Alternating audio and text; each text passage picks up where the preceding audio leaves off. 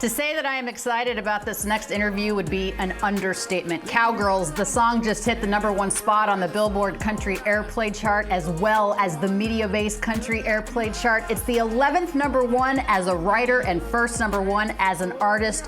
For our next guest, please join me in welcoming Ernest to High Heat today. And it's been a bit of progress trying to get this done, but I could tell you what, I am so excited to talk to you. Congratulations on the #1 hit between you and Morgan Wallen, of course, Cowgirls. I love the jersey, obviously. Yeah. What does that mean to you, though?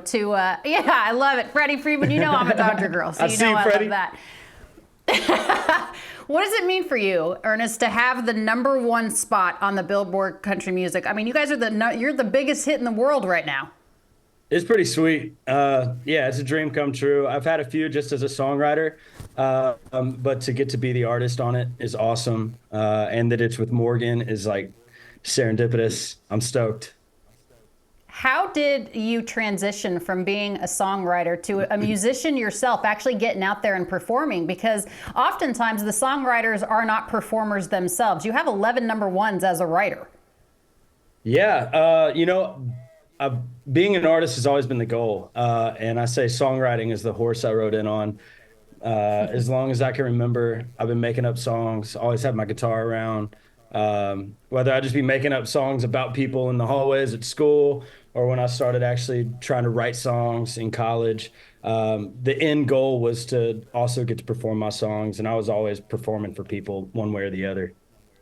All right, let's talk about school. You went to Lipscomb Academy, obviously, in Tennessee. Your dad, a longtime coach, coached over 40 years, and they actually named the field at the academy Ernest Smith Field. You were in the dugout all the time, always at the games. What was that like growing up around the game?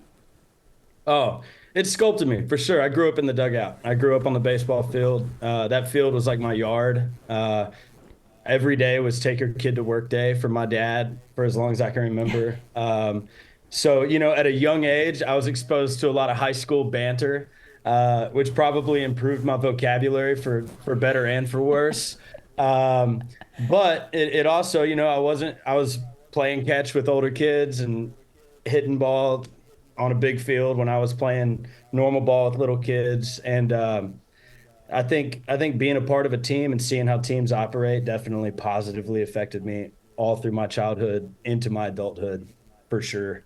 I mean, Dad won 7 state titles. He won 951 games over the course of his career. And tell me the story that you told the other day on a radio show there in Nashville about Morgan Wallen really getting under your dad's skin when your dad was in the third base box. Tell me a little bit more about that. Okay, so for a little backstory, Morgan and I, when we met in 2015, we realized that we had competed against each other junior and senior year in the state tournament. He went to Knoxville Gibbs, and they went on to win junior year. We went on to win senior year.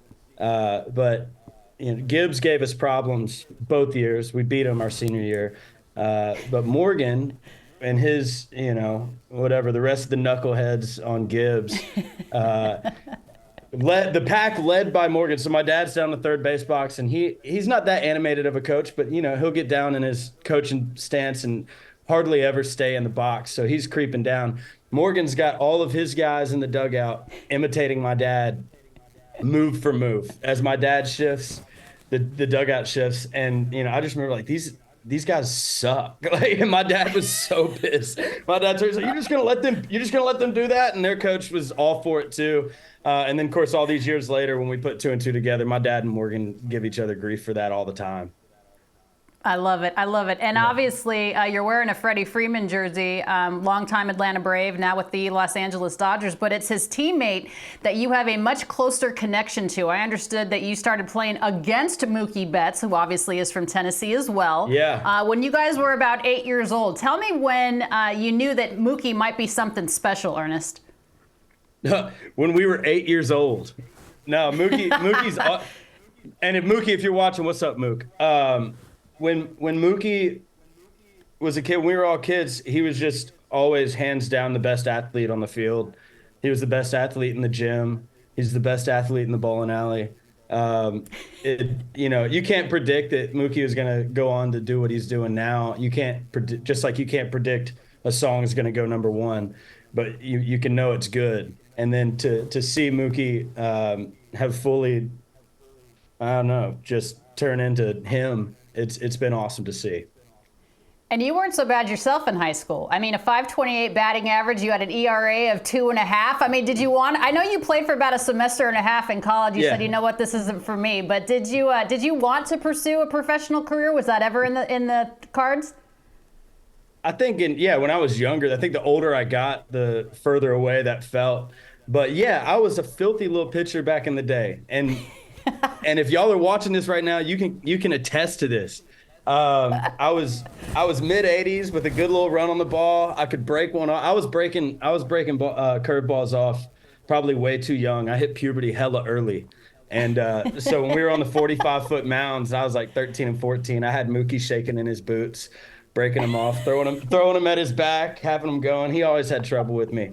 Mookie struck out one time his senior year, and it was off me. So there's your stat. There's your stat. That MLB is a claim Network. to fame. That is a stat. That is a Write claim to that fame. one down in our MLB research packet. Yeah. I saw you last year in August at Fenway, and it was such a cool venue anyway, just to be at Fenway, because it's obviously such a historic park, and great teams and great legacy and history. What was that like for you, bringing Ryman out? He sings Twinkle Twinkle Little Star in front of the Fenway crowd, and just being in that intimate setting, doing what you love in a place like that. That was and will be probably my favorite memory ever, as far as a dad and as an artist. Getting to share that with Ryman, that's such like a iconic moment in my mind. And we recorded it and put that on the album, him singing Twinkle Twinkle. His grandparents were there. That was just super special. And it was my first time in Fenway. I never seen a baseball game in Fenway still. So getting, my first time to be there, I got to go through all the bows and, go see the locker rooms, walk through, go and sign the big green monster. And then Ryman come out and sing Twinkle Twinkle. It was a dream come true all together. That's awesome. Well, if you ever take a minute to take some time away from tour, I know some people that can get you into Fenway. But let's talk about another stadium here for a hot second. You guys are about to play Neyland Stadium in Knoxville, which it is the hardest ticket on the planet to get. But it's so amazingly exciting for you guys because obviously, the University of Tennessee, they just won the national championship in baseball, College World Series. I know that university is important to you guys. Try to explain what that moment's going to be like for you and Morgan and Hardy in Knoxville. I think that's going to be, I don't even know if we are prepared for what that's going to be like.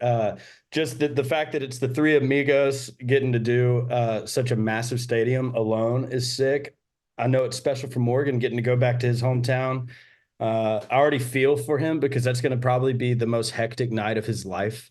The amount of people, on personal levels that are going to be there backstage and the homecoming that Morgan's going to have. And then for me, Tennessee kid getting to play at Tennessee football stadium. It's literally, it's kind of just surreal.